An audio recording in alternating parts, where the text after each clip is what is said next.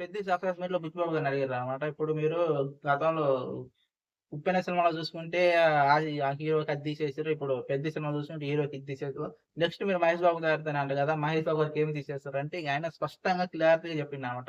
డైరెక్ట్‌గా. అసలు ఈ 2 మూవీస్‌కి అలా కలిసొచ్చిందండి. దానికి కథ పరంగా అలా డిమాండ్ చేసింది. ఇది కథ పరంగా ఇలా డిమాండ్ చేసింది. మీరు గతంలో 'ఉప్పెన' సినిమా కూడా చూసుకోండి. దాంట్లో నేను నెగటివిటీకి ఎక్కువ చాయిస్ ఇవ్వలేదు. మీరు చాలా మంది 'ఉప్పెన' సినిమాలో విలన్ అంటే హీరోయిన్ ఫాదర్‌కి మీరు చాలా కనెక్ట్ అయ్యి ఉంటారు. కానీ క్లైమాక్స్ కూడా ఆయన కూడా నేను హీరో చేసిన. ఎందుకంటే తన కూతురు ఇతను వదిలేసి ఎళ్ళిపోయేటప్పుడు కూడా తను ఏ అడ్డు చెప్పడనమాట.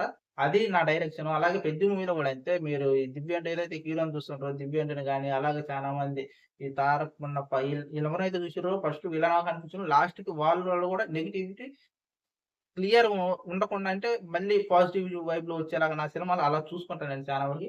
ఇది 'పెద్ది' సినిమా తీయడానికి కూడా మెయిన్ కారణమే. నాకు ఎక్కువ నెగటివిటీ ఉంచుకోవడం అవసరం లేదు. సినిమా నుంచి ఎంతో కొంత మనం మంచి చెప్పాలనే ఉద్దేశంతోనే సినిమా తీశా. నెక్స్ట్ పక్కా చెప్తున్నా ఈ రెండిట రిపీట్ అయింది. అస్సల రిపీటే కాదు అని బుచ్చిబాబు సార్ నాకు చెప్పిండు. ఈసారి పక్కా కమర్షియల్ మూవీ చూస్తా. ఈసారి మీరు ఎక్స్‌పెక్ట్ కూడా చేయలేరు. నాకు దీంతో బుద్ధొచ్చిందనే విధంగా మాట్లాడానమాట. నిజానికి చాలా మంది అనుకుంటారు. ఇప్పుడు 'ఉప్పెన' సినిమాలో హీరోకి అది తీసేసిండు. 'రామ్ చరణ్' అన్నకి కాలు తీసేసిండు. ఇప్పుడు మహేష్ బాబు గారికి చెయ్యి తీసేత్తన్నాం అని చెప్పి ఇది 'శ్రీమంతుడు' మూవీలోనే ఏదో ఇట్లా చెయ్యి కట్టుకుంటాడు కదా! అది బాగా తెగ స్ప్రెడ్ చేసేసారు.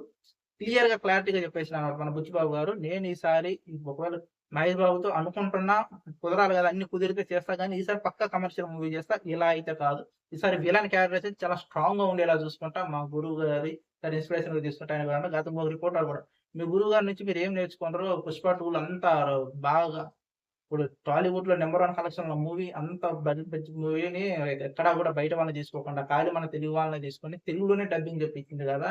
మీకేమైంది నార్త్ వాళ్ళని తీసుకొని అలాగే మలయాళం తీసుకొని వాళ్ళని తీసుకొని ఈసారి అలాంటి రిపీట్ కాకుండా చూసుకుంటానని కూడా బుచ్చిబాబు గారు అన్నారనమాట. ఏమో ఈ మూవీ తోటి తనకి ఒక గుణపాఠం నేర్చుకున్నా ఎలా చెప్తుండే కానీ మనమే అన్నమాట.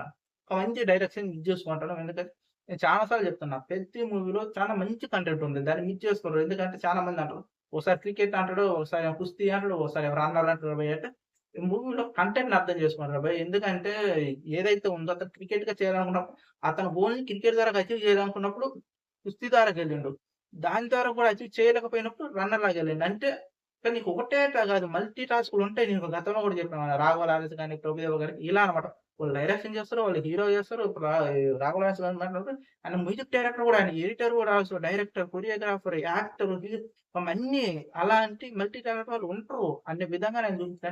నువ్వు ఇక్కడ ఇలా కాకపోతే ఇంకొకలా సక్సెస్ అయితావు. అలా కాకపోతే ఇంకొకలా సక్సెస్ అయితే నువ్వు బెస్ట్ మంచి ఎగ్జాంపుల్ మూవీ తీసిండు గానీ చాలా మందికి ఇది అర్థం కాదు. ఇప్పుడు మోకాళ్ళు నొప్పుంటే మోకాలు నుంచి బెత్తి కాలు ఉంది కదా అని అది తీయటం. మళ్ళా ఇది నార్త్ నుంచి ఒకడు క్రీడాకారుడు వస్తాడు కదా! ఆయన పేరు కూడా ఏదో ఉందబ్బా మర్చిపోయాను.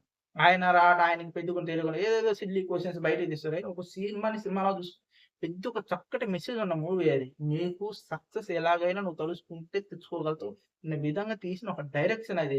ఇక్కడ నెగటివిటీ కన్నా కూడా పాజిటివ్ వైబ్ ఎక్కువున్న మూవీ అన్నమాట. 'ఉప్పెన' గాని, ఈ మూవీ గాని చూసుకుంటే మనమే మిస్ చేసుకుంటున్నాం అన్నమాట 'పృథ్వీ సార్' అని. ఇలాంటి డైరెక్షన్ నుంచి పక్కా కమర్షియల్ మూవీ తీస్తా అని ఎలాగ ఆయన్ని మనం ప్రేరేపించినాం. మేము నెక్స్ట్ ఆయన ఎలా ఉంటాడో చెప్పలేం.